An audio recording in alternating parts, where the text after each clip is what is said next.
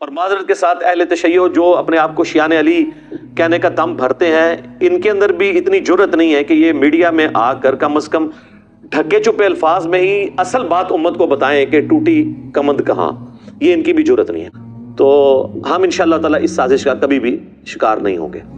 میں اس پورے ایشو کو سمجھتا ہوں کہ اسلامک ہسٹری کا یہ جو سب سے ایک بھیانک جو حادثہ ہوا، واقعہ کربلا، اس کی جو ابتدا ہے وہ سیدنا عمر ابن خطاب رضی اللہ تعالیٰ عنہ علیہ السلام کی شہادت ہے. وہاں سے فتنوں کا آغاز ہوا اور اس کا اینڈ کربلا ہے، جس کے بعد امت کے دو ٹکڑے ہو گئے، سنی اسکول آف تھاٹ اور شیعہ اسکول آف تھاٹ، جو ہم آج تک بھوگت رہے ہیں. سٹارٹ اس کا جو ہے نا وہ سیدنا عمر کی شہادت سے ہوا، اور سیدنا عمر کو کن لوگوں نے شہید کروایا یہ بھی اگر ہم کھولیں گے تو پھر اس کو ڈیپ ڈگ کرنے سے بھی آل امیہ ہی آتی ہے. صحیح بخاری میں انٹرنیشنل نمبر کے مطابق 6830 نمبر حدیث ہے. حضرت عمر جس سال شہید ہوئے ہیں بس اسی مہینے میں وہ شہید ہو گئے، 26 ذوالحجہ کو. انہوں نے جو آخری حج کیا ہے 23 ہجری میں، تو وہ مینا میں عبداللہ ابن عباس کہتے ہیں کہ اور عبد الرحمن بن عوف کہ ہم بیٹھے ہوئے تھے، ایک شخص نے آ کے کہا کہ امیر المومنین آپ نے لوگوں کی گفتگو نہیں سنی، لوگ کہہ رہے ہیں کہ عمر جب مر جائے گا تو ہم فلاں شخص کی بیعت کر لیں گے. تو حضرت عمر کو بڑا غصہ آیا، انہوں نے کہا مسلمانوں کے مشورے کے بغیر بیعت کریں گے یہ؟ اور انہوں نے کہا میں ابھی منا میں خطبہ دیتا ہوں اور میں اس ایشو کو یہیں پر ختم کرتا ہوں. تو عبد الرحمن بن عوف نے کہا کہ چند لوگوں نے بات کیا، پبلکلی اس کو ہائی لائٹ نہ کریں. کون سی یوٹیوب پہ ویڈیو آ گئی ہے؟ اگر یوٹیوب پہ ویڈیو آئی ہوتی نا تو حضرت عمر کا بھی خطاب یوٹیوب پہ ہی آنا تھا. جب فتنہ عالمی ہوتا ہے نا پھر اس کے لیے عالمی بیانیہ آتا ہے. خیر مدینہ شریف واپس آئے، وہاں کے انہوں نے ایک ڈیٹیل خطبہ دیا. 6830 نمبر حدیث بخاری کی، ہمارے کربلا والے ریسرچ پیپر میں بڑی لمبی حدیث ہے. اس میں الفاظ ہیں کہ کوئی شخص سیدنا ابوبکر کی خلافت کو پلی نہ لے کہ آمدہ بھی کبھی مسلمانوں کے مشورے کے بغیر اس طریقے سے خلیفہ چن لیا جائے. یعنی حضرت عمر یہ سمجھتے تھے کہ حضرت ابوبکر کو بھی کیٹاسٹروفکلی چنا گیا، جس طریقے سے مشورہ ہونا چاہیے تھا ویسے نہیں ہو سکا، لیکن وہ ایک ایکسیپشن ہے کیونکہ امت اس کے اوپر راضی ہوگی. اور پھر دوسری بات، حضرت ابوبکر کے پائے کی کوئی اور پرسنالٹی نہیں تھی کہ امت کوئی کلیم کرتا کہ ہاں جی میں بھی اس لیول پہ آ کے تو میں دعوے دار ہوں. ایون مولا علی علیہ السلام نے بھی ان کو 6 مہینے کے بعد ایکسیپٹ کر لیا. اس کے اوپر میری ڈیٹیل ویڈیو ہے، سیدہ فاطمہ کا قاتل کون، تو آپ دیکھ لیں، میں نے سارے ٹروتھ اس کے اندر ریویل کیے ہیں ایک ایک حدیث کے نمبر ڈسپلے کر کے. تو بہرحال حضرت عمر فاروق رضی اللہ تعالیٰ عنہ نے کہا کہ یہ چیما گوئیاں جو میں سن رہا ہوں نا کہ عمر مر جائے گا تو فلاں کے، تو ان کا مسلمانوں کے مشورے کے بغیر تم خلیفہ چنو گے؟ اللہ کی قسم اگر اس طرح ہوا تو پھر اس کا انجام قتل و غارت ہوگا. جس کی بیعت کی گئی اور جو بیعت لینے والے ہیں، یہ دونوں کے دونوں جو ہیں وہ خون ریزی کا شکار ہوں گے. اور حضرت عمر نے اس بیعت کو اسٹیبلش ہی نہیں مانا کہ جو تلوار کی دھونس پر لی جائے. تو یزید ابن معاویہ کی بیعت جو ہے تلوار کی دھونس پہ ہوئی ہے. کہتے ہیں جی وہ صحابہ نے بیعت کر لی تھی. کس طریقے سے بیعت کی تھی تاریخ نہیں، بخاری مسلم بتاتی ہے. انشاءاللہ میں آج سب کچھ کور کروں گا. ریسرچ پیپر میں تو میں نے کور کیا ہے، اس کے علاوہ کئی ایک ویڈیوز کے اندر کور کیا ہوا ہے. تو جو دھونس اور بدماشی کے ساتھ بیعت لی جائے تو بیعت سیدنا عمر کے فتوے کے تحت اسٹیبلش ہی نہیں ہوتی. جب بیعت اسٹیبلش نہیں ہوگی تو لہٰذا اس بیعت کے خلاف کھڑے ہونے والے کو خروج پر مبنی نہیں مانا جائے گا، بلکہ وہ قیام حسینی ہے. خروج وہ ہے جو مولا علی کے خلاف ہوا ہے جنگ جمل صفین اور نہروان کے اندر، کیونکہ ان کی بیعت اسٹیبلش تھی، وہ خلفائے راشدین میں سے. اس کو بھی میں انشاءاللہ ڈسکس کروں گا. تو یہ میں نے تمہیداً گفتگو کی ہے تاکہ ایک اوورال ڈاکٹرن کلیئر ہو کہ اصل ایشو سیدنا عمر کی شہادت سے شروع ہے، اور اس کی پریڈکشن پہلے ہی صحیح بخاری اور صحیح مسلم میں نبی الاسلام کی احادیث موجود ہیں. اور بلکہ یہ تو ایک پورا ایک ٹاپک ہے دلائل النبوہ کا. امام بیہقی نے آلموسٹ 3500 احادیث پر مشتمل کتاب دلائل النبوہ لکھی ہے. اس میں ساری نبی الاسلام کی پروفیسیز ہیں کہ آپ علیہ السلام کو ہم اللہ کا نبی اسی لیے مانتے ہیں کہ آپ نے اپنی وفات کے بعد 10 سال کے بعد، 20 سال کے بعد، 30 سال کے بعد، 50 سال کے بعد، 100 سال کے بعد، 500 سال کے بعد، ایون قیامت تک آنے والے واقعات بتائے ہیں اور وہ اسی طریقے سے ہوئے ہیں. امام بیہقی نے اپنے زمانے تک تو وہ چیزوں کو جمع کیا. ان کی وفات ہوئی ہے 458 ہجری میں. تاتاریوں کا فتنہ بھی ان کے بعد آیا ہے، حالانکہ تاتاریوں کے فتنے کی حدیثیں بخاری مسلم میں موجود تھی. امام بیہقی نے وہ دیکھا نہیں ہے، لیکن ہم تو آج کہہ سکتے ہیں وہ بھی پورا ہو گیا. عمار کو باغی جماعت قتل کرے گی، یہ اس کے اندر ہے. میری بیوی پر خوف کے کتے بھونکیں گے، سیدہ عائشہ پہ بھونکے جب جمل کے لیے نکلی. اسی طریقے سے جتنی بھی پروفیسیز ہیں یہ سب کے سب دلائل النبوہ کے اندر موجود ہیں. یہ ایک پوری کتاب ہے جس کی بنیاد پہ ہم نبی علیہ السلام کو ایک جنگجو بادشاہ نہیں مانتے بلکہ اللہ کا پیغمبر مانتے ہیں. دلائل النبوہ کو اگر احادیث کے خزانے سے نکال دیں تو کوئی شخص بھی رسول اللہ صلی اللہ علیہ وآلہ وسلم کی جنگوں کو جسٹیفائی نہیں کر سکتا. کیونکہ اگر صرف جنگوں کے ذریعے فتوحات کرنے کا نام اللہ کی غیبی تائید ہے تو سکندر اعظم نے بھی کی ہے. چنگیز خان نے تو انسانی ہسٹری میں سب سے زیادہ فتوحات کی ہیں. اور برٹش امپائر کی امپائر تو دنیا کی سب سے بڑی امپائر تھی. نہ رومن امپائر اس کا مقابلہ کرتی تھی نہ مسلم کی امپائرز، ایون تاتاریوں سے بھی بڑی امپائر تھی ان کی. تو ہم کیا کہیں گے یہ سب کے ساتھ غیبی تائید تھی. ادھر فرق یہ ہے کہ ان لوگوں نے یہ نہیں بتایا تھا کہ ہمارے بعد کیا ہوگا، لیکن ہمارے نبی علیہ السلام اللہ کے پیغمبر ہیں، وہ جنگجو نہیں ہیں. انہوں نے بتایا کہ میرے بعد اس طرح بگاڑ ہوگا. ایک ایک بندے کو انہوں نے پوائنٹ آؤٹ کیا اور منوان پورا ہوا ہے. یہ اس چیز کا ثبوت ہے کہ نبی علیہ السلام ایک جنگجو نہیں تھے بلکہ اللہ کے پیغمبر تھے. امام المجاہدین ہیں. وہ جہاد اور قتال کا دنیاوی بادشاہوں کی جنگوں کے ساتھ کوئی لینا دینا نہیں، نعوذ باللہ من ذالک. تو بخاری اور مسلم کی ایک حدیث ہے، یہ حدیث بھی آپ کو دلائل النبوہ کے اندر مل جائے گی. بخاری مسلم دونوں میں حدیث ہے. نبی صلی اللہ علیہ وآلہ وسلم نے ارشاد فرمایا میری امت اور فتنوں کے درمیان ایک دروازہ ہے، جب وہ دروازہ توڑ دیا جائے گا تو میری امت پہ فتنے ٹوٹ پڑیں گے. اور وہ دروازہ توڑا جائے گا، کھولا نہیں جائے گا. پھر آپ نے فرمایا وہ دروازہ عمر ہے. سیدنا عمر کو قتل کیا گیا تو مینجمنٹ کمزور ہونا شروع ہو گئی. سیدنا عثمان بے شک خلیفہ راشد تھے لیکن ان کی مینیجریل سکلز سیدنا عمر والی نہیں تھی. پھر وہ بہت بڑی عمر میں خلیفہ بنائے گئے، 70 پلس کے ہو چکے تھے. اور پھر کئی ایک چیزیں جو میں آج ڈسکس نہیں کرنا چاہتا، آپ یوٹیوب پہ میرا کلپ دیکھ لیں. سیدنا عثمان کی شہادت کے اصلی اسباب کیا ہیں، میرے ریسرچ پیپر میں بھی ہیں. صحیح مسلم میں اوپر تلے 4 حدیث ہیں. مولا علی کے فضائل والے چیپٹر میں انٹرنیشنل نمبر کے مطابق 6225 سے 6228 تک نبی علیہ السلام نے اپنے آخری حج میں مدینہ شریف آتے ہوئے مکے سے واپسی پہ خم نامی گاؤں میں ایک خطبہ دیا. اونٹ کے پالان کا منبر رکھا گیا. آپ علیہ السلام نے کنکلوڈنگ گفتگو کی، اے لوگو آگاہ ہو جاؤ، میں بھی ایک انسان ہوں. قریب ہے کہ اللہ کا قاصد یعنی موت کا فرشتہ میرے پاس آئے اور میں اس کی دعوت قبول کر لوں. میں اپنے بعد تم میں 2 بھاری چیزیں چھوڑ کے جا رہا ہوں. ان میں سے پہلی چیز اللہ کی کتاب ہے. اس میں ہدایت ہے، اس میں نور ہے. تم اللہ کی کتاب کو پکڑو، اپنا تعلق اس کتاب کے ساتھ مضبوط کرو. اللہ کی کتاب اللہ کی رسی ہے، جو اسے پکڑے گا وہ ہدایت پہ ہوگا، جو اسے چھوڑ دے گا وہ گمراہ ہو جائے گا. پھر زید بن ارقم کہتے ہیں کہ نبی علیہ السلام ہمیں ترغیب دلاتے رہے اللہ کی کتاب، اللہ کی کتاب، اللہ کی کتاب. اور پھر فرمایا کہ دوسری بھاری چیز میرے اہل بیت ہیں. میں اپنے اہل بیت کے معاملے میں تمہیں اللہ کا خوف دلاتا ہوں. اور اس جملے کو آپ نے 3 دفعہ ریپیٹ کیا. لیکن امت نے بالکل الٹ کیا، نہ قرآن کو پکڑا اور نہ اہل بیت کو زندہ چھوڑا. تو یہ ایک بہت تلخ چیز ہے. اور نبی علیہ السلام ہمیں غدیر خم کے اوپر وصیت کر کے گئے اور یہ پلیٹ فارم اللہ کے فضل سے قرآن کی توحید پہ کھڑا ہے اور اہل بیت کے دفاع پر یہ پلیٹ فارم غدیر خم پہ ہے. الحمدللہ. غدیر خم کی حدیث تو بہت کم ہی بیان ہوتی تھی اور کئی مکتب فکر کے لوگوں کو تو اس حدیث کا پتہ ہی نہیں تھا. ان کو وہ ایک روایت جو ضرب تقسیم لگا کے حسن درجے تک پہنچتی ہے المستدرک للحاکم کی. الموطا امام مالک میں بھی ہے لیکن وہاں تو اس کی سند ہی چھوٹی ہوئی ہے. امام مالک نے بغیر واسطے کے روایت بیان کی ہے. پوری سند اس کی المستدرک للحاکم کے اندر ہے، کتاب العلم چیپٹر کے اندر 318 نمبر 318. وہ حجت الوداع کا خطبہ ہے کہ 2 چیزیں چھوڑ کے جا رہا ہوں، اللہ کی کتاب اور اس کے نبی کی سنت. اسے مضبوطی سے پکڑ لو گے کبھی گمراہ نہیں ہوگے. اور مسلم شریف میں جو حجت الوداع کا خطبہ ہے نا، انٹرنیشنل نمبر کے مطابق 2950، اس میں سنت کا ذکر نہیں، صرف کتاب اللہ کا ذکر ہے. سنت کو ماننا، کتاب اللہ کو ماننا اس کے اندر امپلائڈ ہے، کیونکہ قرآن ہی نے ہمیں سنت کی طرف رہنمائی کی ہے نا. من یطیع الرسول فقد اطاع اللہ، جس نے رسول اللہ کی اطاعت کی اس نے اللہ کی اطاعت کی. صلی اللہ علیہ وآلہ وسلم. صلوات بر محمد وآل محمد. اللہم صلی علی محمد وعلی آل محمد وبارک وسلم واصحابہ اجمعین الی یوم الدین آمین. بھائی پیچھے سے معاملہ خراب ہوا ہوا.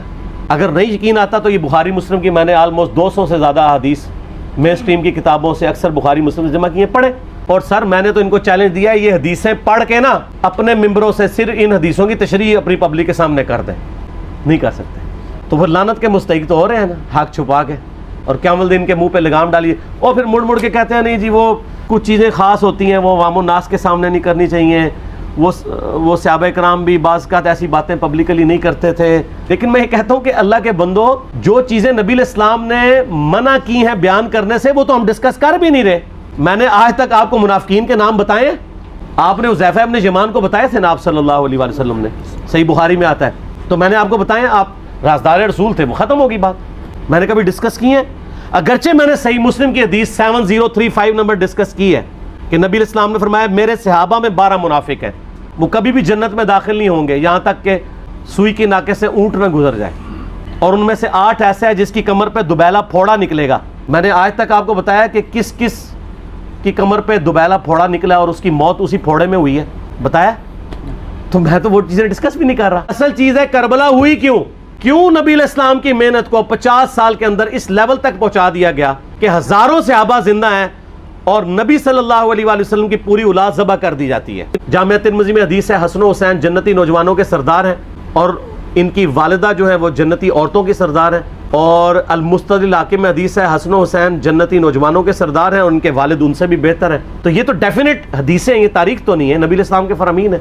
تو ان کی موجودگی میں ان کے ساتھ یہ کچھ کیا جائے تو ہم نٹی گریٹیز میں نہیں پڑھتے، ہم اس تھیم کے اوپر کہ یہ کون سی چیز تھی جس نے خلافت راشدہ کو ملوکیت میں بدل دیا، ہم اس تھیم کے اوپر بات کرتے ہیں. الٹیمیٹلی کیا نکلا ہے، کس کی وجہ سے ہوا ہے، وہ تو احادیث کی کتابوں میں موجود ہے. ہم تو بتا رہے کس کے دور حکومت میں ہوا اور ان کا اپنا کردار کیا تھا، اس کو کس طریقے سے لا کے تخت پہ بٹھایا گیا.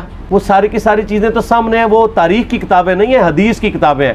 اگر آپ کہتے ہیں کہ بخاری مسلم سے ہم نے صرف رفع الیدین کی حدیثیں لینی ہیں یا ایمانیات کی حدیثیں لینی ہیں اور باقی جو بخاری اور مسلم میں آل امیہ کی بدماشیوں کو ننگا کیا گیا ہے وہ ہم نے نہیں لینی ہے، سر پھر آپ اپنے آپ کو کلیئر کٹ، پھر ہم آپ سے واقعہ کربلا نہیں ڈسکس کریں گے، حجیت حدیث میں بات کریں گے. آپ کو اپنے آپ کو منکرین حدیث کہنا پڑے گا. یہ آپ اسکروٹنگ کیسے کریں گے؟ اس سے بڑی بات مجھے یہ بتائیں کہ عظمت صحابہ بڑی چیز ہے یا عظمت محمد رسول اللہ صلی اللہ علیہ وآلہ وسلم؟ تو بریلوی یہی تو رونا رو رہے ہیں، وہ کہہ رہے ہیں جی قرآن میں تھوڑی آیات ہیں، آپ پھر مڑ مڑ کے پڑھتے ہیں قل انما انا بشر مثلکم، اس میں تو نبی علیہ السلام کی تنقیص ہو رہی ہے.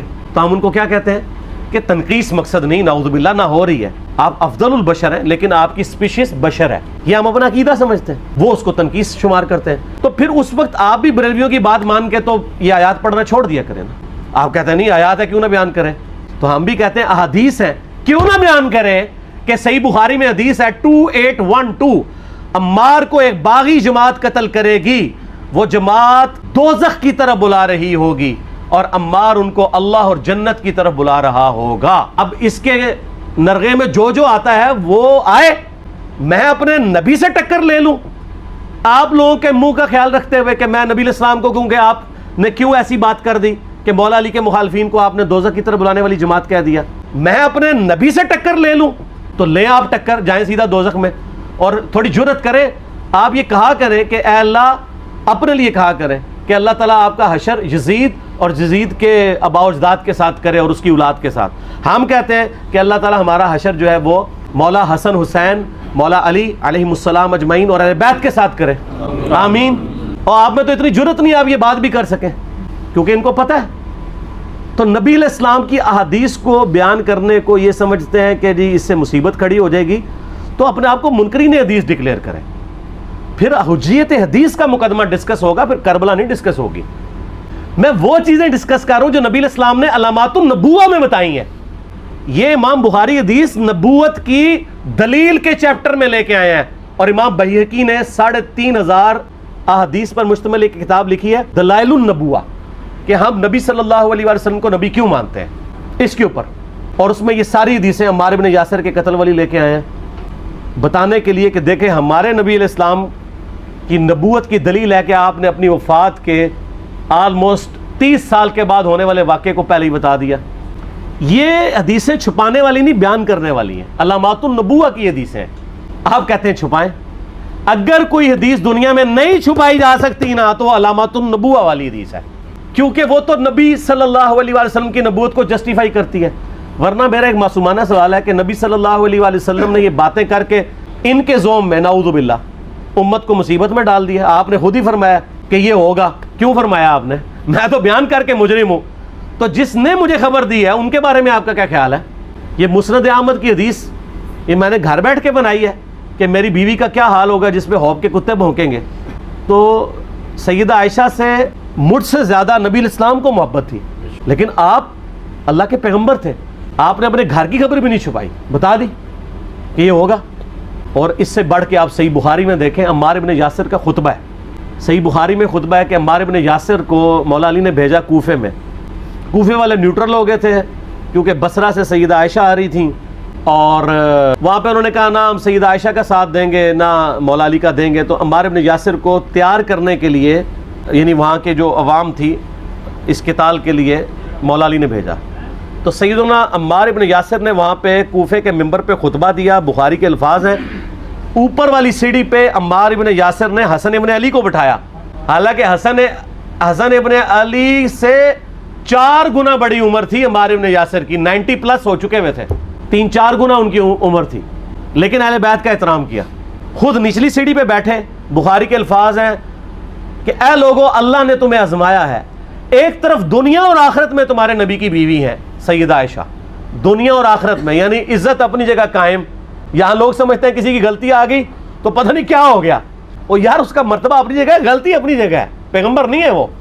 اور دوسری طرف علی ابن ابی طالب ہے، اللہ اب دیکھے گا تم عائشہ کی اطاعت کرتے ہو یا اللہ کی، علی کی نہیں اللہ کی۔ کیوں؟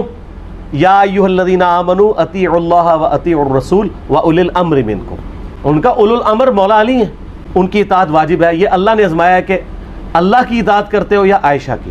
اور آپ حیران ہوں گے، یہ حدیث امام بخاری حضرت عائشہ کی فضیلت والے چیپٹر میں لے کے آئے ہیں، لیکن امام بخاری نے پوری حدیث لی ہے، آگے وہ بھی ڈالا ہے کہ اللہ آزما رہا ہے کہ عائشہ کی اطاعت کرتے ہو یا اللہ کی، جیسے آپ کے علماء کر رہے ہیں۔ صحیح مسلم کی حدیث 6488 آدھی بیان کرتے ہیں سارے مولوی، بریلوی، دیوبندی، اہل حدیث، سب۔ میرے صحابہ کو برا مت کہو، اگر تم میں سے کسی نے احد پہاڑ کے برابر بھی سونا خیرات کر دیا اور میرے صحابہ نے 1 مد یعنی 600 گرام خیرات کی، آدھا کلو، اس کے آدھے کو بھی نہیں پہنچ سکتا، بس۔ حالانکہ یہ مسلم کی حدیث سٹارٹ اس سے ہوتی ہے کہ عبد الرحمن بن عوف کو خالد بن ولید نے گالیاں دی جھگڑے کے دوران، حالانکہ دونوں مسلمان تھے، دونوں صحابی تھے۔ آپ نے حضرت خالد بن ولید کو بلا کے ڈانٹا، فرمایا تم میرے صحابہ کو برا مت کہو۔ تو خالد بن ولید نے تو آگے سے نہیں کہا حضور میں بھی صحابی ہوں۔ ان کو پتا تھا کہ عبد الرحمن بن عوف نے اس وقت اسلام قبول کیا جب اسلام کا مطلب تھا مار، تکلیف اٹھانا، اور خالد بن ولید نے گولڈن پیریڈ میں صلح حدیبیہ کے بعد اسلام قبول کیا۔ میں اب تم لوگ یہ کر رہے ہو، تم لوگ اگر احد پہاڑ کے برابر بھی سونا خیرات کر دو، یعنی صلح حدیبیہ کے بعد والے لوگ میرے ان کے برابر نہیں ہو سکتے۔ اور جو فتح مکہ پہ معافی مانگ کے مسلمان ہوئے ہیں، طلقاء، مؤلفۃ القلوب، آل امیہ، ان کا تو لیول ہی کچھ نہیں ہے۔ یہاں تو خالد بن ولید کے بارے میں یہ بات کی جا رہی ہے، اور پھر وہ مؤلفۃ القلوب اپنے زمانے میں ممبروں پہ سب و شتم کروائیں سیدنا علی پر۔ تو سب سے پہلے تو ان کو کہنا چاہیے جن کے بارے میں حدیث تھی کہ تم صحابہ کو گالی مت دینا، ہم نے تو خیر کبھی دی بھی نہیں ہے۔ اور میں یہ آخری جملہ ان کو ایسا بولتا ہوں کہ جو ان کے دماغ تک ڈرل کر جائے گا کہ آل امیہ نے جو کچھ اپنے دور کے اندر سیدنا علی کی گستاخیاں کی ہیں نا، ہم نے تو ویسی کوئی ایک گستاخی بھی آل امیہ کے بارے میں نہیں کی ہے۔ میں نے آج تک آل امیہ کے اوپر بائی نیم کسی کے اوپر لعنت کی ہے؟ حالانکہ یہ مولا علی پہ کرتے رہے، یہ ہے لعنتی خود ہو گئے نا، جب مولا علی پہ لعنت کی تو لوٹ آئی۔ مسند ابی اعلیٰ میں صحیح سند کے ساتھ حدیث موجود ہے، مسند احمد میں بھی موجود ہے کہ سیدنا علی کو جس نے گالی دی اس نے رسول اللہ کو گالی دی صلی اللہ علیہ وسلم۔ جب ام سلمہ نے کہا تھا، شیخ زبیر صاحب نے اس کو تحکیم میں صحیح لکھا ہوا ہے فٹ نوٹ کے اوپر، کہ لوگوں تمہارے ممبروں پر رسول اللہ کو گالیاں دی جاتی ہیں، تو انہوں نے کہا معاذ اللہ، ہم کب کہیں گے، ایسا نہیں ہو سکتا۔ تو ام سلمہ نے کہا تم لوگ علی اور اس سے محبت کرنے والوں پہ گالی گلوچ نہیں کرتے ہو کیا؟ جبکہ میں نبی کی بیوی کہتی ہوں کہ سب سے زیادہ رسول اللہ سے محبت، سیدنا علی سے محبت نبی صلی اللہ علیہ وآلہ وسلم کرتے تھے۔ لہٰذا جب یہ تم کہتے ہو نا علی پر لعنت، علی سے محبت کرنے والوں پہ لعنت، تو یہ لعنت تو تم نبی علیہ السلام تک لے کے جا رہے ہو، نعوذ باللہ، کیونکہ علی سے محبت کرنے والا پہلے نمبر پہ نبی صلی اللہ علیہ وآلہ وسلم ہے۔ اور پھر کہتے ہیں سب کا مطلب تنقید ہے، اور نہ، پرانیاں گلاں، پرانے بابے، پرانے بزرگ، جھوٹے ہو۔ صحیح مسلم کھولو 6229 غدیر خم سے اگلی حدیث، لعن اللہ ابا التراب کے الفاظ ہیں، مٹی والے ابن ابی طالب پر لعنت، یہ الفاظ موجود ہیں۔ سب کا ترجمہ لعنت ہی ہے، تنقید نہیں ہے۔ اچھا پھر میرا معصومانہ سوال ہے کہ اس کا مطلب ہے صحابہ پہ تنقید کرنا اچھا کام ہے؟ کہیں گے نہیں، تو بتاؤ یہ برا کام کون کرتا تھا؟ شیعہ کا ابا کون ہے؟ رافضیوں کا ابا کون ہے؟ آل امیہ۔ تو لہٰذا شیعہ نو میں کہنا کہ تسی شیخین کے اوپر بکواس اور تبرہ کرنے کی بجائے نا آپ لوگوں کو حقائق بتائیں کہ ٹوٹی کمند کہاں. یہ سب مجرمین آل امیہ ہے، اور یہ آل امیہ اور بنو ہاشم کی لڑائیاں نبی الاسلام کی بعثت سے پہلے چل رہی تھی، صدیوں سے چل رہی تھی. وہ تو پھر اللہ نے بنو ہاشم کو نبوت کے لیے چنا تو ان کو یہ پھر جیلسی ہضم نہیں ہوئی اور وہ چیز آگے چلتی رہی. دیکھیں سوگ تو 3 دن ہے. بخاری مسلم میں حدیث ہے جو عورت اللہ اور یوم آخرت پہ ایمان رکھتی ہے اس کے لیے جائز نہیں کہ وہ 3 دن سے زیادہ سوگ کرے سوائے اپنے خاوند کے مرنے پہ، وہ بھی 4 مہینہ 10 دن. غم حسین الگ چیز ہے. غم حسین تو سنت ہے. اس کی مثال صحیح بخاری سے لیں. حمزہ ابن عبد المطلب کو قتل کس نے کیا تھا؟ واشی نے. فتح مکہ پہ واشی کو پیش کیا گیا کہ اس کی توبہ قبول کریں. نبی الاسلام نے بلا کے پوچھا واشی یا رسول اللہ، قاتل حمزہ یا رسول اللہ، واشی تیرا اسلام قبول ہے لیکن کیا تو ایسا کر سکتا ہے کہ مجھے اپنی شکل نہ دکھا، مجھے اپنا چچا یاد آتا ہے. کسی نے نہیں کہا یا رسول اللہ سوگ تو 3 دن ہوتا ہے، چچا کو مرے ہوئے 5 سال ہو چکے ہیں. غزوہ احد 3 ہجری میں، فتح مکہ 8 ہجری میں. آپ 5 سال تک حمزہ کو نہیں بھولے. حمزہ کو کیسے بھول سکتے؟ حمزہ بھائی بھی تھا حضور کا، دودھ پیتا، چچا بھی تھا. اور میں آج آپ کو ایک بڑی پوائنٹ کی بات کروں. اگر حضور کی وفات کے بعد حضرت حمزہ ابن عبد المطلب زندہ ہوتے، خلیفہ اول انہوں نے بننا تھا. اس کی دلیل لے لیں. بخاری اور مسلم کی حدیث کھول کے دیکھیں. غزوہ بدر میں مسلمانوں کی فوج کا سپہ سالار کون تھا؟ حمزہ. نہ ابو بکر، نہ عمر، نہ عثمان، نہ علی.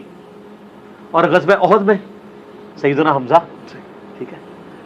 تو نبی الاسلام کو اسی لیے ان لوگوں کی قربانیوں کا یعنی دل میں تھا غم کہ انہوں نے قربانیاں دی ہیں. اس لیے بخاری مسلم میں آتا ہے نا اپنی وفات سے 1 مہینہ پہلے آپ نے شہداء احد پہ دوبارہ نماز جنازہ پڑھی. 1 مہینہ پہلے اپنی وفات سے. اور آپ نے وہاں صحابہ کو خطبہ دیا. آپ نے فرمایا کہ میں تمہارا پیش رو ہوں. میرا ممبر اس وقت حوض کوثر پہ لگا ہوا ہے. دیکھنا مجھے اپنے بعد تم سے یہ خطرہ نہیں ہے کہ تم میرے بعد دوبارہ سے بت پرستی شروع کر دو، لیکن مجھے یہ ڈر ہے کہ دنیا کے خزانے تمہارے پہ کھول دیے جائیں گے، پھر تم دنیا کی محبت میں ایک دوسرے سے قتل و غارت میں مبتلا ہو کر تباہ و برباد ہو جاؤ گے جس طرح اگلے لوگ ہو گئے. کیونکہ حضور نے بتایا کہ یہاں پہ وہ لوگ دفن ہیں جن کی قربانیوں کا پھل تم کھاؤ گے. یار حمزہ نے تو پھل نہیں کھایا نا رومن اور پرشین امپائر کا. سیدنا یاسر اور سیدہ سمیہ نے تو پھل نہیں چکھا نا. انہوں نے تو اسلام میں مشکل وقت گزار کے تو تکلیفیں سہ کے دنیا سے چلے گئے نا. پھل تو بعد والے لوگوں نے چکھے ہیں نا. تو حضور نے اس لیے قبرستان میں خطبہ دیا تھا دیکھنا کہ میرے بعد ایسے معاملات ہو جائیں گے. تو وہ بخاری کی حدیث میں آتا ہے کہ آپ نے فرمایا مجھے اپنی شکل نہیں دکھانی. پوری زندگی واشی حضور کے سامنے نہیں آیا. پھر اللہ نے اس پہ کرم کیا کہ جب مسلمہ کذاب نے دعوی نبوت کیا تو اس کا قتل بھی واشی کے ہاتھوں ہوا. تو وہ کہا کرتے تھے کہ میں نے اسلام کے بہترین شخص کو قتل کیا، بہت بڑا جرم تھا. اللہ نے کمپنسیشن میری کر دی کہ میں نے اسلام کے بدترین دشمن کو بھی میں نے قتل کیا، مسلمہ کذاب کو، جس نے جھوٹے دعوی نبوت کیا تھا. نبی الاسلام حریص علیکم بالمؤمنین رؤوف الرحیم ہے. اس کے باوجود کہہ رہے ہیں واشی مجھے شکل نہیں دکھانی. اچھا مجھے بتائیں انسان کو اپنے چچا سے زیادہ محبت ہوتی ہے اپنی اولاد سے؟ چچا کے قاتلوں کی شکل حضور دیکھنا نہ چاہیں اور حضور کی اولاد کو جنہوں نے قتل کیا ہے ان کے آپ قصیدے پڑھتے ہیں؟ ان کے ساتھ تو وہی ہونا ہے سحقن سحقن لمن غیر بعد. بخاری مسلم میں دور کرو انہوں نے میرے بعد میرے دین کو بدلا. یہ تو حوض کوثر پہ جا کے پتہ چلے گا. تو میں نے اس میں بولا تھا کہ سوگے حمزہ ختم ہو چکا تھا، غم حمزہ باقی تھا. وہ حضور کی زندگی میں ان کے ساتھ غم پرماننٹلی اٹیچ ہے. اور سر اس کو تو چھوڑ دیں. صحیح بخاری مسلم میں حدیث ہے، سیدہ عائشہ کہتی ہیں کہ میں حضور کی بیویوں میں سب سے زیادہ جس سے رشک حسد کرتی تھی نا وہ خدیجہ تھی. حضور علیہ السلام جب بھی کوئی بکری بھی ذبح کرتے تو حضرت خدیجہ کی سہیلیوں کو بھجوایا کرتے تھے ان کی وفات کے بعد. تو میں کہا کرتی تھی یا رسول اللہ جیسی خدیجہ جیسی کوئی عورت ہی نہیں ہے. آپ فرمایا اس نے میرا اس وقت ساتھ دیا جب میرے ساتھ کوئی نہیں تھا، اپنے مال کے ذریعے، اپنی قربانیوں کے ذریعے. تو سر غم تو کبھی نہیں ختم ہو سکتا. آپ غم حسین کو ختم کرنا چاہتے ہیں، کر کے بتائیں. جناب 900 سال تک ممبر آپ کے قبضے میں رہے ہیں، تینوں براعظم آپ کے قبضے میں رہے ہیں، لیکن آپ آل امیہ اور آل عباس کی بدماشیوں کو چھپا نہیں سکے. آج ہر طرف حسین حسین ہی ہے الحمدللہ، اور دن بہ دن بڑھ رہی ہے. ہماری ویڈیو سے پہلے کیا حال تھا؟ اب تو سب لوگ کانفیڈنس لوز کر چکے ہیں. اب تو کہہ رہے ہیں خدا کے لیے یزید سے ہمیں لعنتیں کروا لیں, یزید کے ابا جی کو چھوڑ دیں. اب ہاتھ پاؤں پکڑنے پہ آ گئے ہیں. اب یزید تو ڈسکس ہونا ہی بند ہو گیا, کیونکہ ہم نے بتایا کہ اصل بندہ کون ہے, اصل مسئلہ کیا ہے, ٹوٹی کمند کہاں. تو غم حسین باقی ہے, مسند احمد میں حدیث ہے, غم حسین حضور نے زندگی میں بھی کیا ہے. علی بن ابی طالب کہتے ہیں میں حضور کے پاس حاضر ہوا, آپ نے حسین ابن علی کو گود میں اٹھایا, زاروں قطار رو رہے ہیں. میں نے کہا یا رسول اللہ میرے ماں باپ آپ پہ قربان, یہ آپ کی حالت کس نے کی ہے. اور یہ حدیث سٹارٹ کہاں سے ہوتی ہے, مولا علی جو ہیں وہ جنگ نہروان کے لیے جا رہے ہوتے ہیں, نینوا نامی جگہ پہ, صحیح حدیث ہے مسند احمد کی. تو آپ نا وہاں کہتے ہیں اسبر یا ابا عبداللہ, اے ابو عبداللہ صبر کرنا. تو ساتھی پوچھتا ہے کہ حضرت علی آپ کس سے باتیں کر رہے ہیں. تو حضرت علی حضرت حسین سے باتیں کر رہے ہوتے ہیں, حالانکہ حسین ساتھ نہیں تھے, لیکن ایک نعرے کے طور پہ کہ میرے بچے صبر کرنا. تو انہوں نے کہا کہ مجھے یہاں پہ حضور کی ایک حدیث یاد آئی ہے, کیونکہ اسی جگہ کے بارے میں نبی علیہ السلام نے مجھے بتایا تھا. ایک دن میں آپ کے گھر داخل ہوا, حسین ابن علی کو گود میں اٹھایا, میں چھوٹا سا بچہ ہے 3-4 سال کا, آپ رو رہے ہیں. میں نے پوچھا یا رسول اللہ آپ کو کس نے غمگین کیا, تو فرمایا ابھی جبرائیل علیہ السلام میرے پاس آئے تھے, انہوں نے مجھے بتایا کہ آپ کی امت حسین کو قتل کر دے گی فرات کے کنارے.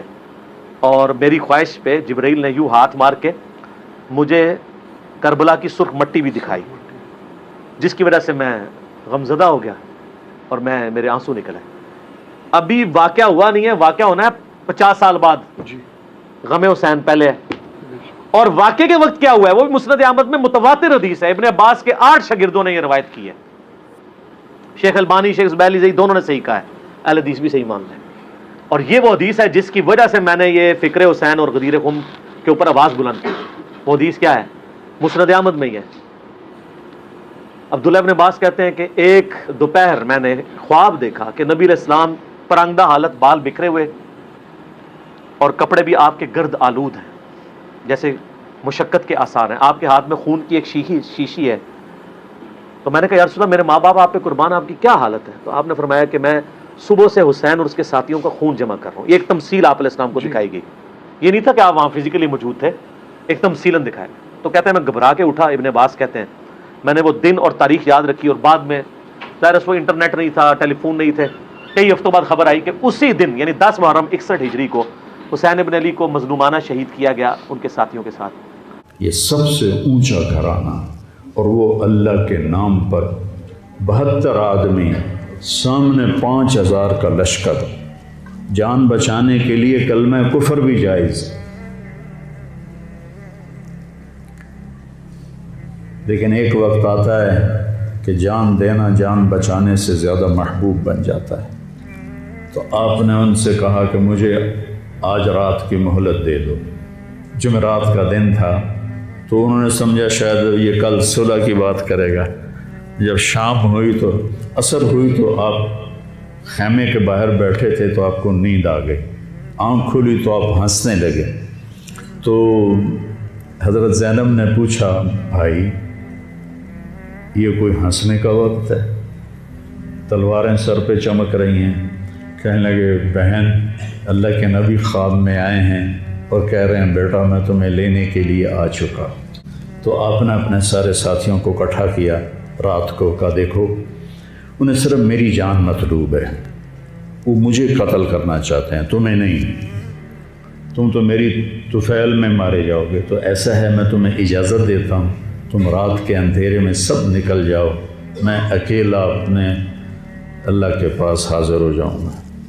تو سب نے کہا کہ ہمارا جینا بھی آل رسول کے ساتھ ہے اور مرنا بھی آل رسول کے ساتھ, تیرے بغیر ہماری بھی کوئی زندگی نہیں.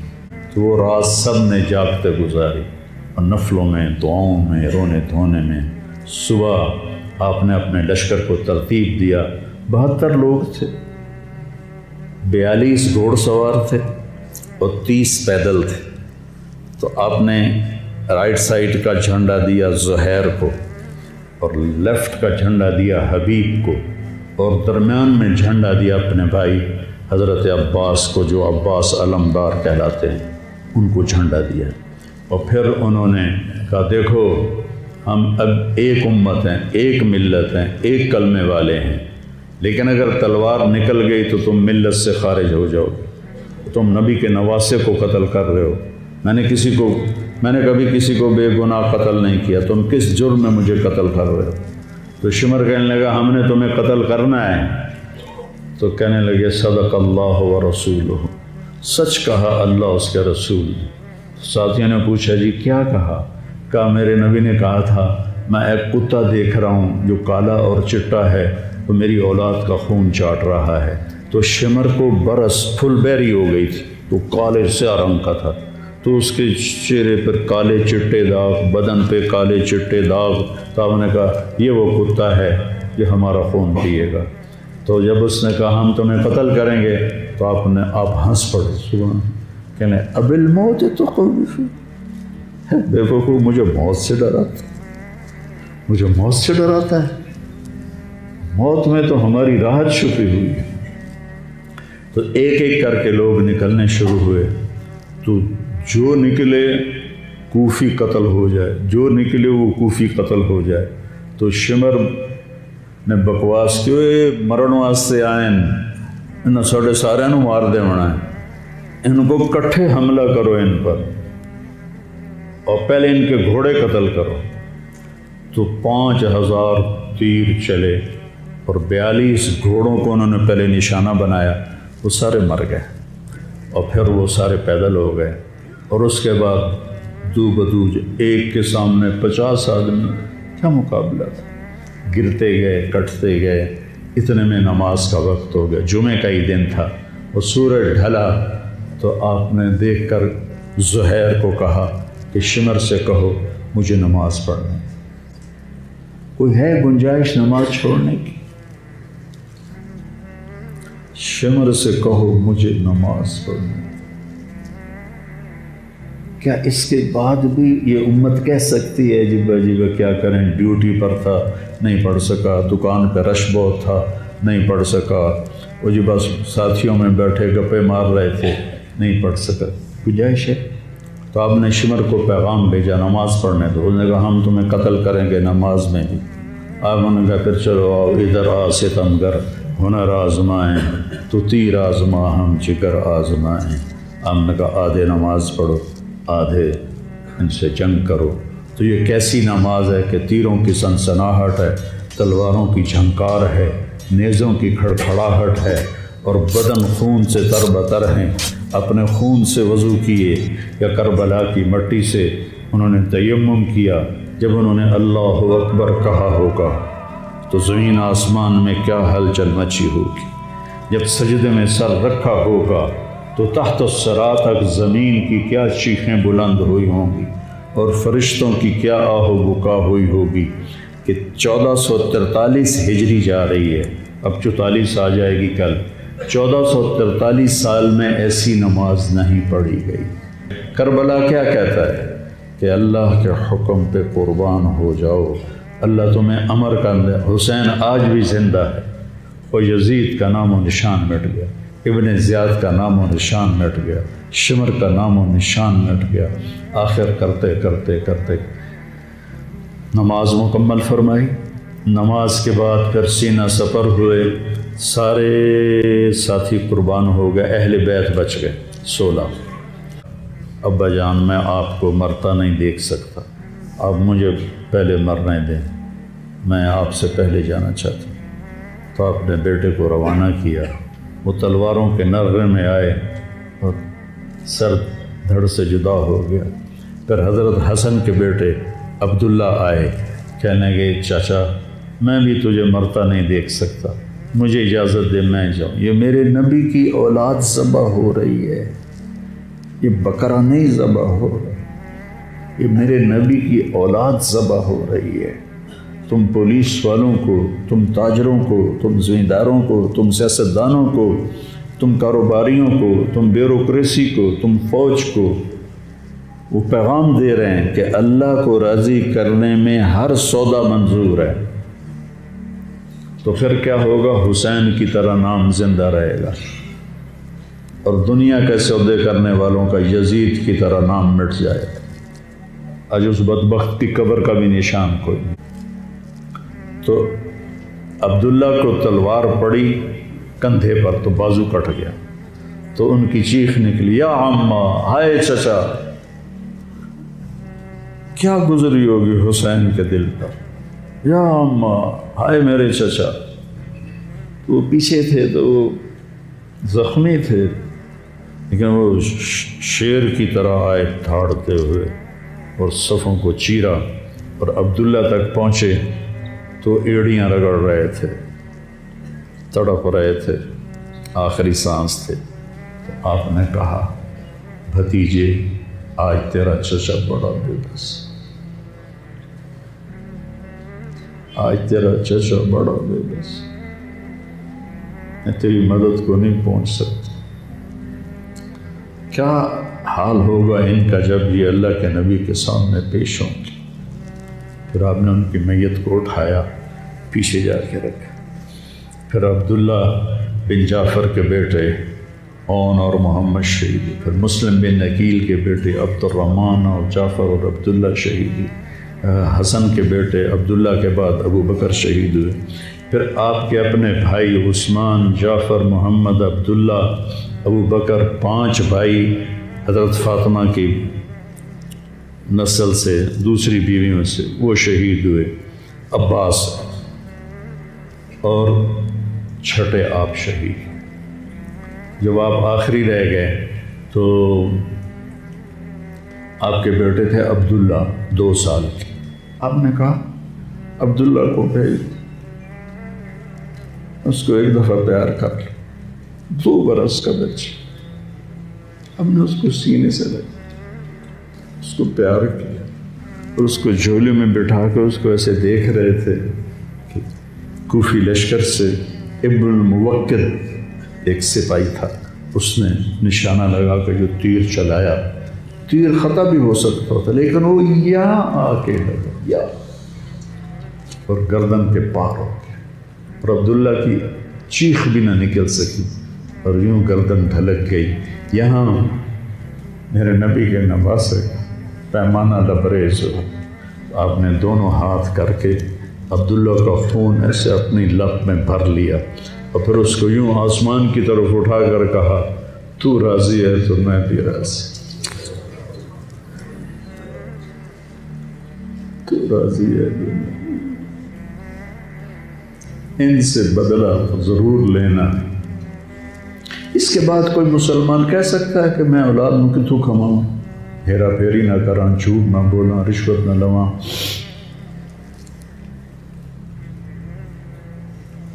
میں اپنے بچوں کو کہاں سے کھلاؤں؟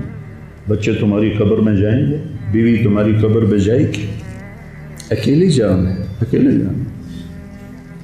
آپ نے اس معصوم کو لٹایا اور پھر کھڑے ہو گئے۔ اب عصر کا وقت آ گیا تھا اور آپ ڈول رہے تھے زخموں کی وجہ سے۔ جس ہستی کے ایک ایک جسم کے حصے کو نبی نے چوما ہو، آج وہی جسم تیروں سے چھلنے تھے اور زخموں سے چور تھے، آپ ایسے ایسے ڈول رہے تھے اور لڑ رہے تھے۔ تو شمر نے کہا، آگے بڑھو اور اس کا سر اڑا دو، تو کوئی ہمت نہیں کر رہا تھا، تو شمر نے پھر ان کو گالیاں دی۔ تو زرع بن شریک تمیمی وہ آگے بڑھا، اس نے آپ کے نیزہ مارا، یہاں نیزہ لگا، پار ہو گیا، تو آپ ایسے لڑکھڑاتے ہوئے گر پڑے۔ تو شمر نے کہا، سر کاٹ دو۔ تو سنان بن ابی انس آگے بڑھا سر کاٹنے کے لیے، تو اس کے ہاتھ کانپنے لگے، پیچھے ہٹ گئے۔ تو خولہ بن یزید نے اس کو گالیاں نکالی اور آگے بڑھ کر خنجر نکالا، سر کاٹ، جس گردن کے بوسے میرے نبی نے لیے، اس کو یوں سینے سے لگایا تھا، اس کا سر کاٹ دیا۔ پھر 72 کے سر کاٹ دیا، 2 سال کے عبداللہ کا سر بھی کاٹ دی اور نیزوں پہ چڑھا دی۔ اور لاش پہ گھوڑے دوڑا دی۔ تو جب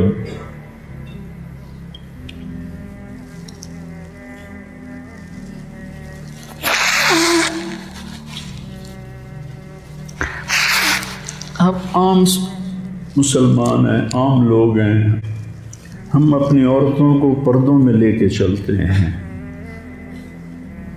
غیر محرم سے بچاتے ہیں۔ میرے نبی کی بیٹیوں کو کھلا کھلا کوفیوں نے گھسیٹ، اور میرا رب دیکھ رہا، میرے نبی کی اولاد پیغام دے رہی ہے کہ اللہ سے غداری نہ کرنا، چند ٹکوں پر، چند دن کی زندگی پر اللہ سے غداری نہ کرنا۔ تو جب حضرت زینب نے ایسے دیکھا سر نیزوں پر لاشیں کٹی ہوئی، تو انہوں نے ایک مرثیہ پڑھا، وا محمدا وا محمدا صلی علیک الالہ وملک السماء ھذا حسین بالورا مزمل مقطع الاعضاء وا محمدا وا محمد بناتک سبایا وذریتک مقتلہ تصفی علیہ الریاح۔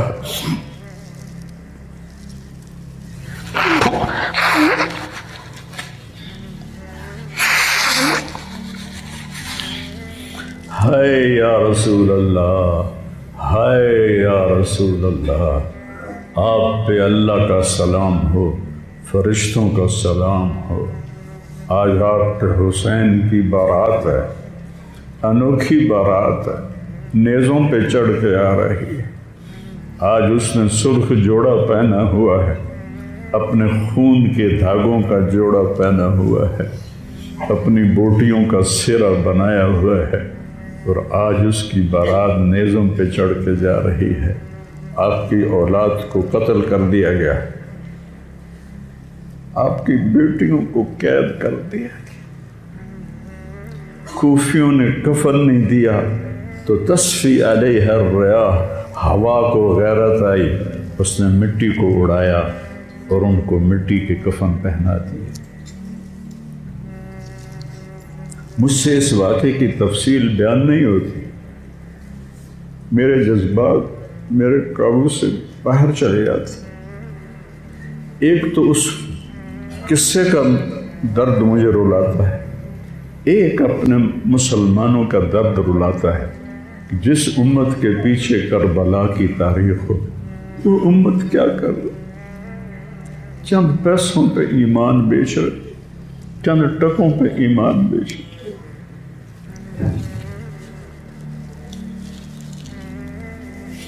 تو بھائیو، نیا سال آ رہا ہے، ہم توبہ کریں اللہ کی بارگاہ، اور آج ہم اپنی زندگی کی نئی بنیاد رکھیں کہ یا اللہ، میں آج کے بعد تیری مانوں گا، تیرے محبوب کی مانوں گا، اور جو قربانی آئی میں اسے برداشت کروں گا۔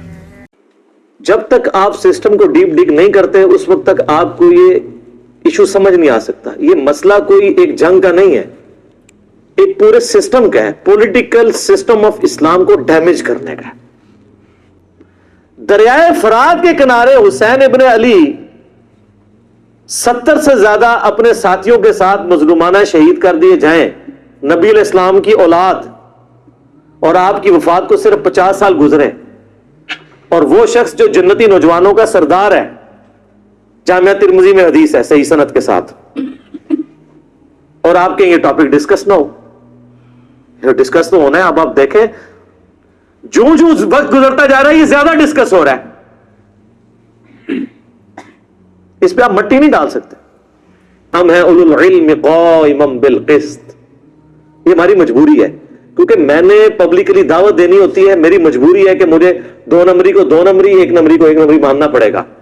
یہ تو آپ لوگ ہیں نا کہ آپ کے مولویوں نے اپنی پبلک میں بیٹھ کے تقریر کرنی ہوتی ہے، ہماری تقریر تو جاتی ہے پوری دنیا کے اندر، اور لوگ جناب پورے مؤدب اچھا لگا کے نا بیٹھے ہوتے ہیں کہ کہاں انجینئر صاحب غلطی کریں تو ان کو پکڑیں۔ اب میں کیسے 2 نمبری کر دوں؟ کہ جی حضرت معاویہ رضی اللہ تعالیٰ عنہ اگر ممبروں پر سب و شتم کروائیں تو جائز حضرت علی پہ، اور رافضی کروائیں تو حرام. میں تو یہ نہیں کر سکتا، میں کیا کروں؟ میرے سامنے تو بخاری مسلم کی حدیث ہے کہ میری بیٹی فاطمہ بھی چوری کرے گی، اس کے بھی ہاتھ کٹیں گے. تو رافضیت کے خلاف اہل سنت کا مقدمہ اہل سنت اسی وقت ون کر سکتے ہیں جب آل امیہ کو کٹہرے میں لا کے کھڑا کریں گے. ادروائز آپ کا سودا کوئی نہیں بکنا، نہ آپ کی ویڈیوز کی وجہ سے کسی رافضی نے حق کا راستہ اختیار کرنا ہے.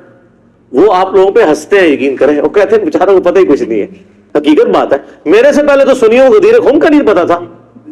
مجھے بتائیں، میں نے چیلنج کیا ہے کہ مجھ سے پہلے جتنے انٹرنیشنل سپیکرز ہیں تمام مکاتب فکر کے، کبھی کسی نے غدیر خم کی حدیث بیان کی ہے جو مسلم شریف میں ہے؟ اور جو کتب ستہ سے بھی باہر حاکم کی روایت ہے وہ آپ نے بچے بچے کو لٹائی ہوئی ہے، قرآن اور سنت. اور جو مسلم شریف میں 4 حدیثیں تھی قرآن اور اہل بیت، وہ تو اہل حدیثوں نے تحریف کر دی ہے. میں نے 3 کتابیں دکھائی ہیں کہ اہل حدیث نے حدیث میں تحریف کر کے اپنی کتابوں میں قرآن اور سنت لکھ دی ہے قرآن اور اہل بیت کی جگہ. ایچ ڈی کیمرے میں دکھایا ہے. آپ کے تو علماء تحریف کر کے علماء یہود کا کردار ادا کر رہے ہیں. آپ لوگوں نے کہاں غدیر خم بتانی تھی؟ وہ تو میں نے بتائی ہے کہ صحیح مسلم میں 6225 سے لے کے 6228 تک یہ غدیر خم کی حدیث موجود ہے. غدیر خم پہ بھی آپ کلپ دیکھ لیں. میرا یزید بینیفیشری ہے سسٹم کا. ان کو اگر اسلامک ہسٹری ذرا سی بھی پتا ہو، اہل سنت کی ساری تاریخ کی کتابیں اٹھا کے دیکھ لیں آپ. البدایہ والنہایہ جسے تاریخ ابن کثیر کہتے ہیں، تاریخ تبری اٹھا کے دیکھ لیں، تاریخ ابن خلدون اٹھا کے دیکھ لیں، ابن عساکر اٹھا کے دیکھ لیں. سب میں ڈیٹیل موجود ہیں اور وہ فٹ ان بیٹھتی ہیں بخاری مسلم کی حدیث میں. وہ حدیث بھی اس میں نے لکھی ہوئی ہے کہ کوفے کا گورنر تھا نعمان ابن بشیر، صحابی رسول صلی اللہ علیہ وسلم. جب حضرت حسین علیہ السلام کے بارے میں پتا چلا یزید کو کہ یہ آ رہے ہیں وہاں پہ اور کوفے سے یہ ایک قیام کریں گے اور دعوت حق لانچ کریں گے، سب سے پہلا اس نے ڈیسیژن کیا کہ نعمان ابن بشیر کو کوفے کے گورنری سے ہٹا دیا. یہیں سے اس کی 2 نمبری شروع ہو گئی ہے. ٹھیک ہے، یہ کہتے ہیں پروف دیں. پروف آپ کو پتا ہے کیا ہے؟ اس لیے کہ نعمان ابن بشیر صحابی تھے، ان کو پتا تھا حضرت حسین کے ساتھ تو میں کوئی نیگیٹو نہیں کر سکتا، تو نرم رویہ رکھتے تھے. اور عبید اللہ ابن زیاد کو اس نے بھیجا. عبید اللہ ابن زیاد ایک ظالم آدمی تھا. صحیح بخاری میں انٹرنیشنل نمبر کے مطابق 3748 نمبر حدیث ہے کہ حضرت حسین ابن علی کا سر کاٹ کر عبید اللہ ابن زیاد کے سامنے تشت میں لا کے پیش کیا گیا. استغفر اللہ. اللہ کی لعنت ہو، تمام فرشتوں کی لعنت ہو، تمام لعنت کرنے والوں کی لعنت ہو جن لوگوں نے حسین ابن علی کو اس طریقے سے شہید کیا. یہ صحیح بخاری شریف ہے 3748 انٹرنیشنل نمبر کے مطابق، جس میں امام بخاری نے حسین کے ساتھ علیہ السلام لکھا ہے. اور آپ لوگوں کے پیٹ میں آج تک درد ہو رہی ہے. دارالاسلام والوں نے تحریف کر کے علیہ السلام کاٹ دیا اس میں سے، لیکن سعودیہ کا جو مکتبۃ شامل ہے اس میں موجود ہے. دارالکتب العلمیہ کا جو بیروت کا چھپا ہوا ہے اس میں موجود ہے. اور اہل حدیث کی جو سب سے بڑی سائٹ ہے حدیث کی کتابوں کی sunna.com، اس میں موجود ہے. اسلام 360 میں موجود ہے، اور اس میں بھی عربی میں علیہ السلام ہے، اردو میں مولوی نے رضی اللہ تعالیٰ عنہ کیا ہوا ہے. تحریف، یہ ہے تحریف. تو سر جب آپ چوری کریں گے نا اتنی سی بھی، تو اللہ نے ایک بلا آپ پہ چھوڑی ہوئی ہے. جو مولانا شریف کو بخاری شریف سے باہر نکال کے پھینکتی ہے اور لوگوں کو بتاتی ہے یہ بخاری شریف ہے اور یہ مولانا شریف ہے. حسین ابن علی کا سر کاٹ کے سامنے رکھا گیا، اس نے کچھ کلام کیا تو حضرت انس ابن مالک پاس کھڑے تھے، تڑپ اٹھے. انہوں نے کہا سب سے زیادہ رسول اللہ کے ہم شکل حسین ابن علی تھے. تو یہ لوگ، اور یہ تھا گورنر کوفہ جو لگایا اس کام کے لیے گیا تھا. وہ کہتے ہیں یزید کو پتہ نہیں چلا، اس نے خود ڈیسیژن کیا. اچھا جی مان لیا. تو جب یہ خود اس نے ڈیسیژن کیا، اس کے بعد یزید نے پھر یقیناً اس سے عبید اللہ ابن زیاد کو جیل میں ڈلوا دیا ہوگا، کیونکہ آپ تو ہمیں کہانی کراتے ہیں کہ دریائے فرات کے کنارے کتا بھی پیاسا مر جائے تو حکمران کی ذمہ داری ہے. تو یزید نے پھر حسین ابن علی نبی کا بچہ جب قتل ہوا، اتنے وہ اپنے بچوں کے ساتھ رشتہ داروں کے ساتھ، تو اس کو جیل میں ڈلوا دیا ہوگا. کوئی ضعیف روایت ہی لے آئے. اور اگلے دن میں ایک مولوی کو سن رہا تھا، وہ کہتا ہے آپ کو پتا ہے حسین سے لڑنے کے لیے جو آیا تھا وہ کون تھا؟ عمر ابن سعد ابن ابی وقاص. یہ اسی طریقے سے میں کہوں کہ وہ طوفان نوح کے اندر جو غرق ہو گیا، آپ کو پتا ہے کون تھا؟ وہ حضرت نوح کا بیٹا تھا. تو انو میں ہی چپیڑ مار سکنا. سعد ابن ابی وقاص کا مرتبہ زیادہ ہے یا حضرت نوح کا؟ تو آپ دھونس لگا رہے سعد ابن ابی وقاص کی ہمیں رضی اللہ تعالیٰ عنہ، وہ تو اشرم و اشرم میں سے. نوح کا بچہ اگر کافر نکلا ہے تو سعد کا بچہ اگر غلط نکلا ہے پھر کہتا ہے وہ نبی کے ماموں تھے. او یار کہانیاں کرانی بند کرو. یہ اسی طریقے سے کہ وہ ترک رفع دہن پہ کہتے ہیں ابن مسعود کا مرتبہ آپ کو پتا ہے؟ او ابن مسعود کا مرتبہ پتا ہے؟ ابن مسعود سے پہلے وہ ثابت بھی ہو، پھر اگلی بات مرتبے ہوں گے. ناموں کا روب. سعد ابن ابی وقاص تو سر آپ کو، ہمارے تو وہ لیڈر ہیں. میں نے کتنی حدیثیں پیش کی ہیں. صحیح مسلم میں حدیث ہے 6220، انہوں نے تو حضرت معاویہ کے ساتھ پھٹا لے لیا تھا جب حضرت علی پہ سب و شتم کروانے لگے تھے. سعد ابن ابی وقاص جیسا تو شیعان علی کوئی نہیں تھا. آپ ہمیں بتا رہے ہیں اس کا بیٹا تھا. اس کے بیٹے کے کرتوت بھی صحیح مسلم میں موجود ہیں. وہ ابے کو سب سے زیادہ پتا ہوتا ہے نا میرا بچہ کیا ہے. ابھی تو کربلا ہوا نہیں ہوا تھا. صحیح مسلم اٹھا کے آپ جا کے نا عمر ابن سعد لکھیں اور صحیح مسلم کو سلیکٹ کریں تو حدیث آئے گی کہ حضرت سعد ابن ابی وقاص بیٹھے ہوئے تھے، ان کے سامنے ایک اونٹ سوار آیا تو ساتھی کہتے ہیں کہ حضرت سعد ابن وقاص نے کہا اے اللہ اس اونٹ سوار کے شر سے میں تیری پناہ میں آتا ہوں. اور جب وہ اترا تو ان کا بیٹا تھا عمر ابن سعد. سعد ابن وقاص تو اپنی زندگی میں اپنے بیٹے کو شیطان کی طرح سمجھتے ہوئے اللہ کے حضور جو ہے وہ پناہ مانگا کرتے تھے. اور دیکھ لیں سعد کی پھر کرامت، ویژن دیکھ لیں. اور وہ آگے کہتے ہیں ابا جی سارے لوگ خلافت میں، آپ بھی کوئی حصہ لے لیں، کوئی گورنر شورنر بن جائے. شروع تو ہی لالچی سی اور اسی کو رہ کی لالچ دی تھی. میں بتا رہا ہوں تاریخ اسلام میں جو جو باتیں ہیں نا آل امیہ کی بدماشیوں کو ہائی لائٹ کرتی ہیں، فٹ ان بیٹھتی ہیں بخاری مسلم میں. یہ لشکر لے کے آیا تھا حضرت حسین ابن علی کے خلاف لالچ پہ، اس کا اثر کیا ہوا بعد میں؟ تو یہ پورا پلان ہوا تھا. اور اگر کہتے ہیں نہیں یہ حادثاتی طور پہ ہو گیا تو بعد میں پھر سزا دینی چاہیے تھی، کوئی سزا نہیں دی ہے. الٹا اس کے اوپر آپ کو پتا ہے مدینے والوں نے بیعت توڑ دی تھی یزید کی، حالانکہ وہ پہلے بھی تلوار کے زور پہ لی تھی حضرت معاویہ نے رضی اللہ تعالیٰ عنہ. ہم تو رضی اللہ عنہ ہی کہیں گے، ہماری مجبوری ہے.